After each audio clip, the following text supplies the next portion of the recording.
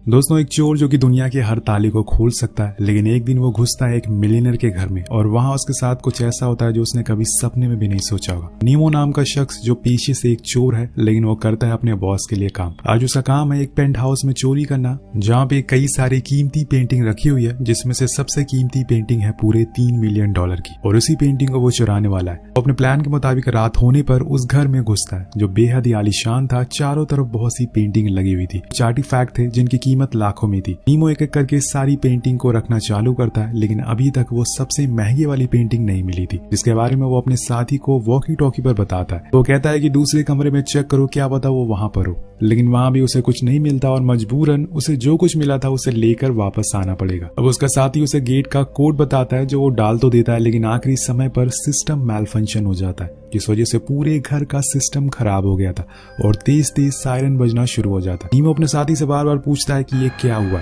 लेकिन उसके पास कोई जवाब नहीं था और आखिर में वो कह ही देता है कि मैं अब कुछ नहीं कर सकता हूँ, अब हमारे हाथ में कुछ नहीं है, तुम्हें खुद वहां से बाहर निकलना पड़ेगा। अब नीमो को जेल नहीं जाना था, उसका एक परिवार भी है, लेकिन ये उसे चोरी करने से पहले सोचना चाहिए था। उसे समझ नहीं आ रहा था कि वो क्या करे। अब यहाँ उसे वो सायरन की आवाजें बहुत तंग कर रही होती है, इसलिए वो पहले तो उसे तोड़ता है और वापस से गेट के पास जाकर उसे चाकू से तोड़ने की कोशिश करता है, लेकिन ये गेट टूटने का नाम ही नहीं ले रहा था। शायद अंबुजा सीमेंट से बना हो, और इसी चक्कर में साइड में लगे हाउस कंट्रोल डिवाइस में कुछ दिक्कत आ जाती है, जिस वजह से पूरे घर का टेम्परेचर बढ़ने लगता है और अब ठंडी हवा की जगह गर्म हवा आना शुरू हो गई थी। धीरे धीरे गर्मी बढ़ती जा रही थी। इन सबसे परेशान होकर नीमो चुपचाप एक जगह बैठ जाता है, क्योंकि अगर अब उसने कुछ और किया तो न जानिए घर में क्या क्या होने लगेगा। कुछ देर बाद उसका गला सूखने लगता है, तो वो पानी की तलाश में किचन की टैप ओपन करता है, लेकिन वहां पानी नहीं आ रहा था।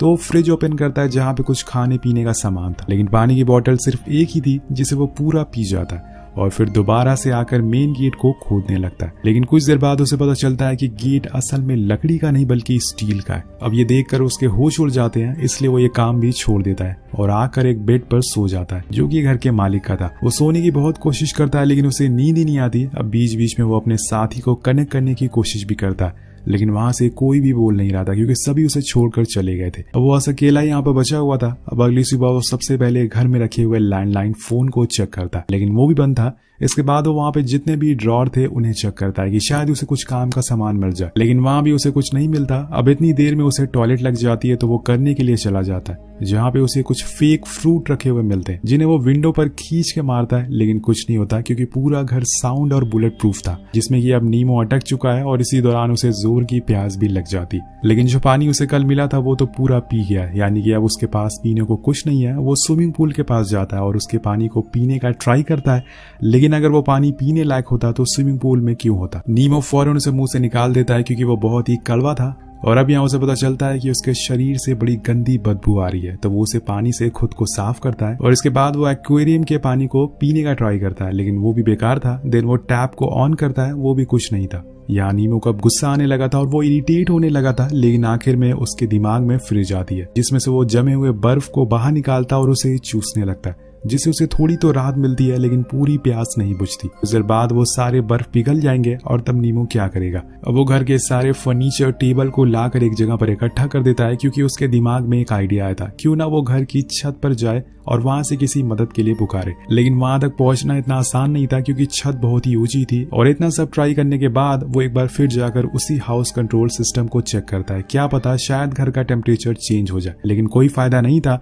अब उसे प्यास के साथ साथ भूख भी लगी थी, तो वो एक फूड कैन को खोलने की कोशिश करता है, लेकिन उसी चक्कर में उसका हाथ पे कट लग जाता है, जिससे उसे काफी दर्द होता है। यहाँ उसके दिमाग में फिर से फ्रिज आती है, तो वो जाकर उसमें बर्फ ढूंढने लगता है, लेकिन अब बर्फ पिघल चुकी थी, इसलिए वो उस फ्रिज को ही चाटना शुरू करता है, ताकि जो कुछ बचा कुचा बर्फ था वो उसे खा सके। उसका बस चलता तो वो फ्रिज में ही बैठ जाता है, लेकिन उसकी मजबूरी है, वो उसमें फिट नहीं आएगा। इसी दौरान हम बाहर देखते हैं कि तेज बारिश हो रही है, लेकिन अफसोस नीमो ना तो बाहर जा सकता और ना ही वो पानी को पी सकता है। वो बस वहीं बैठा रहता है।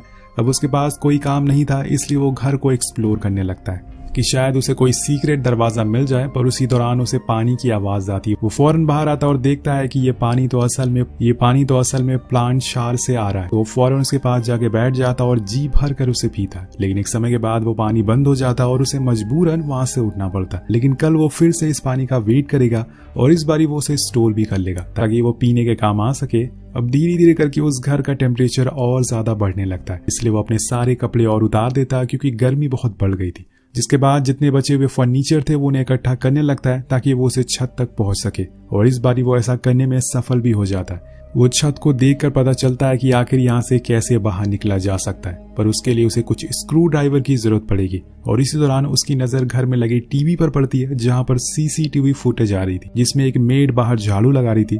तो नीमो फौरन कपड़े पहनकर गेट के पास पहुंच जाता और उसे आवाज लगाने लगता है, लेकिन अफसोस उसकी आवाज कोई सुन नहीं पाता क्योंकि उसने हेडफोन लगा रखे थे। वैसे भी वो घर पूरा साउंड प्रूफ है, जो नीमो जितना भी चिल्ला ले उसकी आवाज बाहर नहीं जाने वाली थी, इसलिए वो वापस आकर हताश होकर बैठ जाता है। लेकिन तभी वो कुछ ठंडी हवाएं महसूस करता है जो कि एयर वेंटिलेशन से आ रही थी। दरअसल यहाँ वो देखता है कि हाउस कंट्रोल डिवाइस में अपने आप ही टेम्परेचर चेंज हो गया है, इसलिए अब वो पूरे घर को धीरे धीरे ठंडा होना चालू हो गया था। यहाँ नीमो जी भर के सबसे पहले तो ठंडी हवाओं को महसूस करता है और फिर आराम से उस पूल में नहाता है। इतना टाइम बिताने के बाद उसे अब धीरे धीरे यहाँ पर अच्छा लगने लगा था। उसे शायद ये पता चल गया था कि वो यहाँ से बाहर नहीं निकल सकता है, पर वो फिर भी कोशिश करना नहीं छोड़ता, ऐसा उसका कहना था। वो अगले दिन उन प्लांट शार से इकट्ठा किए हुए पानी को पीता है और ब्रेकफास्ट करता है और थोड़ा सा डांस भी करता है, जिसके बाद वो उस मिलियनर के अलमीरा से उसके कपड़े पहन लेता है। और अगले सीन में हम देखते हैं कि वो ग्लास के जार को तोड़ देता है और उसके 2 बड़े बड़े टुकड़ों को एक कपड़े में बांधकर खुद के लिए एक चश्मा बनाता है, जिसे पहनकर वो एक बार फिर छत के करीब जाता है और उसे तोड़ने लगता है ताकि उसकी आंखों में कुछ चला ना जाए। वो बड़ी ही देर तक उस छत पे लगे एक ग्लास को तोड़ने की कोशिश करता है, लेकिन कोई फर्क नहीं पड़ता।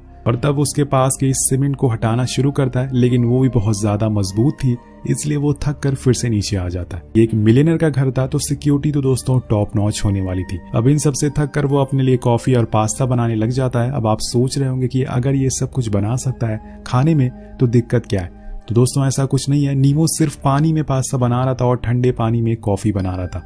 जिसके बाद वो टीवी के सामने बैठ जाता और सीसीटीवी में लोगों को आते जाते देखता रहता है। अब उसे ये सब अच्छा लग रहा था क्योंकि यहाँ पे तो उसके अलावा और कोई नहीं है, इसलिए उसका जो मन कर रहा था वो बस वही करता जा रहा था। और आपने गौर किया होगा कि वो पहले जैसा नहीं रहा, उसकी दिमागी हालत अब बिगड़ने लगी थी। ऐसा तब होता है जब आपने काफी दिनों तक किसी से बात ना की हो, ना ही किसी को देखा हो। और यहाँ नीमो भी कुछ ऐसा ही हो चुका था। धीरे धीरे अब टेम्परेचर और कम होने लगता और कुछ देर पहले जहाँ वो 10 था अब 8 पर पहुंच चुका था। यानी कि कुछ देर बाद यहाँ पर बर्फ गिरने जैसा माहौल होने वाला है, जो नीमो के लिए मुसीबत बनने वाली है। वो एक बार फिर से ऊपर चढ़ता और छत को तोड़ने में लग जाता है। इस बार वो ग्लास को नहीं बल्कि उसके आसपास की सीमेंट को तोड़ता है, जो कुछ ही देर में काफी टूट भी जाती है। लेकिन अब ठंड बढ़ने की वजह से वो उस डिवाइस के पास जाता है और उसे ठीक करने का भी कोशिश करता है, लेकिन उसे कुछ समझ ही नहीं आ रहा था कि असल में ये काम कैसे करता है। इसके बाद वो फिर से ऊपर चढ़ता और इस बार उसने उस विंडो के आसपास की सीमेंट को तोड़ दिया था।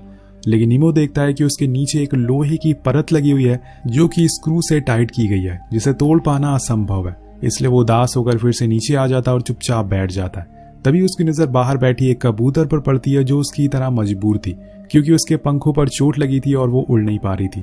लेकिन नीमो को ये पता नहीं होता। वो कबूतर से बात करता और कहता है कि तुम जाकर मेरे भाई से कहो कि मुझे यहाँ से बाहर निकाले, मैं अभी तक यहीं पर फंसा हुआ हूँ, मेरी तबीयत भी अभी ठीक नहीं है। नीमो के पास करने के लिए अब कुछ नहीं था, उसने सारी चीजें कर ली थी। उसकी बॉडी के साथ साथ उसका दिमाग भी अब थक चुका था, वो हार मानने लगा था। इसलिए अब उस घर में जितनी भी महंगी महंगी पेंटिंग जिन्हें चुराने के लिए वो यहाँ पर आया था, वो उन्हें तोड़ने लगता और कई घंटों तक वो ऐसा ही करता रहता। इसके बाद वो उसे मिलियनर के वार्डरोब में जाता है, जहाँ पर उसे सूट्स देखने को मिलते हैं। लेकिन तभी उसे अलमीरा के पीछे कुछ सीक्रेट डोर दिखता है। वो सारे कपड़े हटाकर देखता है तो वहां पर एक रास्ता था, या फिर ये कहें कि एक सीक्रेट दरवाजा था। अब वो धीरे धीरे अंदर जाना शुरू करता और फिर उसे कुछ ऐसा दिख जिससे कि उसके होश उड़ जाते हैं। दरअसल वहां पर एक बूढ़े आदमी की लाश पड़ी हुई थी, लेकिन जब वो उसके करीब जाता है तो देखता है कि वो असल में एक डमी था, जिसके हटाने पर उसे नीचे कुछ पेपर्स मिलते हैं जो कि एंशिएंट हिस्ट्री से रिलेटेड थे, जिसमें लिखा था कि मैरिज, हेल एंड हेवन। नीमो उसे पढ़ता है लेकिन उसे कुछ समझ नहीं आता। इसके बाद वहां वो लगी एक पेंटिंग भी दिखाई देती है।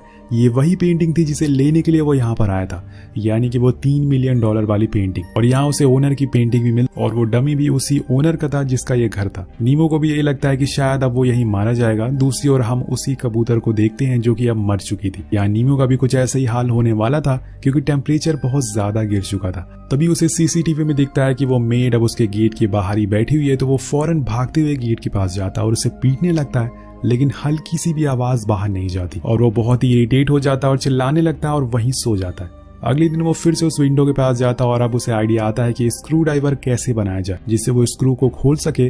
तो एक लकड़ी से स्क्रू खोलने का टूल बनाता है और उसे खोलने की कोशिश करता है, लेकिन वो नाकामयाब रहता है। पर दोस्तों उसके अंदर अभी हिम्मत और उम्मीद बाकी थी। वो दोबारा से कोशिश करता और इस बारी वो स्क्रू को खोल लेता है, लेकिन अब उसके अंदर इतनी ताकत नहीं बची थी कि वो बाकी स्क्रू को खोल सके, इसलिए वो नीचे आ जाता है। और यहाँ हम एक और चीज नोटिस करते हैं कि नीमू अब पहले जैसा नहीं रहा। वो अब खुद से ही बात करता है, क्योंकि उसके पास अब ना तो खाने को कुछ है और ना ही पीने को। वो वहां लगे हुए पेड़ों को भी हिलाता है ताकि कुछ उससे निकल आए, लेकिन कुछ नहीं आता और आखिर में उसे कुत्ते का खाना ही खाना पड़ता है, जो उसके लिए बेहद ही बुरा था। लेकिन भूख कुछ भी करा सकती है, और एक तो इतनी ऊपर से ठंड, ऊपर से भूख और प्यास। वो पूरी तरह से फ्रस्ट्रेट हो चुका था, लेकिन इतनी मुश्किलों के बावजूद उसे बस एक ही ख्याल आ रहा था कि कैसे वो बाहर निकले। इसलिए वो बाकी स्क्रू को खोलने लगता है, लेकिन इसी बीच उसका पैर फिसल जाता है और वो सीधा नीचे गिरता है। यहाँ उसके पैर की हड्डी टूट चुकी थी, जो उसके लिए एक और मुसीबत बन गई थी।